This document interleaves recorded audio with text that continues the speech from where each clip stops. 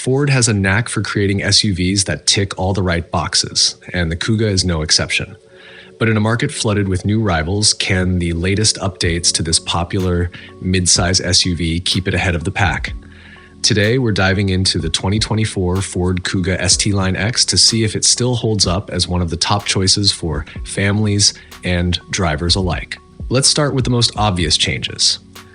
The Kuga's new look. Ford has sharpened the Kuga's appearance with a brand new gloss black grille, redesigned adaptive headlights, and an LED light bar that stretches across the front. These tweaks bring the Kuga more in line with its siblings like the Focus and even the Transit Custom, giving it a more modern and assertive presence on the road. Subtle but effective changes continue around the body. The ride height has been raised slightly, adding a touch of ruggedness, while the rear bumper now sits lower. And with 5 new alloy wheel designs to choose from, there's plenty of room to personalize your Kuga to suit your style. Step inside and you'll notice the Kuga has gone digital. Gone are the old analog dials and Sync 3 system, replaced by a slick 12.3-inch digital instrument cluster and a much larger 13.2-inch Sync 4 touchscreen.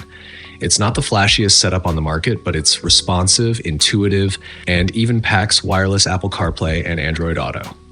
Ford hasn't messed with the Kuga's impressive Bang & Olufsen sound system, ensuring your tunes still sound top-notch.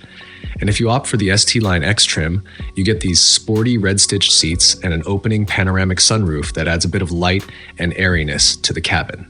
One downside, though, is that the physical climate controls are now buried within the touchscreen, something that might be a bit fiddly to use on the move.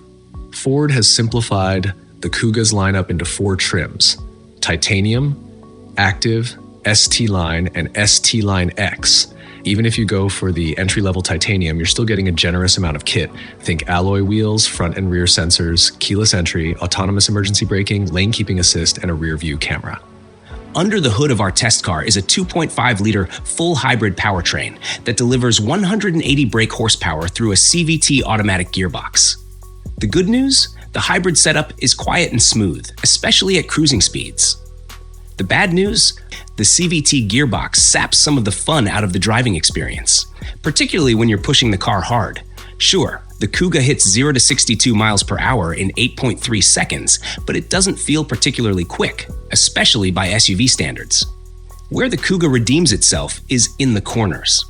Ford's knack for delivering engaging driving dynamics shines through here. The steering is direct and body roll is kept well in check, making this one of the more agile mid-size SUVs out there. The Kuga's hybrid powertrain promises up to 47.1 miles per gallon in this 180 brake horsepower form, which is pretty decent for a family SUV. If you're looking to go even greener, the plug-in hybrid offers up to 43 miles of pure electric driving. As for practicality, the Kuga offers a 536-liter boot, plenty of space for the weekly shop or a family road trip. It's a bit more generous than the Vauxhall Grandland or Nissan Qashqai, though it falls short of the Hyundai Tucson's cavernous 620 liters. So, where does that leave us with the 2024 Ford Kuga? It's a solid all-rounder with a fresh design, improved tech, and decent driving dynamics. But the CVT gearbox and some cheap-feeling interior plastics might leave you wondering if there's something better out there. Still, if you're after a stylish, practical, and reasonably efficient family SUV, the Kuga is definitely worth a closer look. Thanks for watching. If you enjoyed this review, don't forget to hit that like button and subscribe for more car reviews, comparisons, and all things automotive. See you in the next video.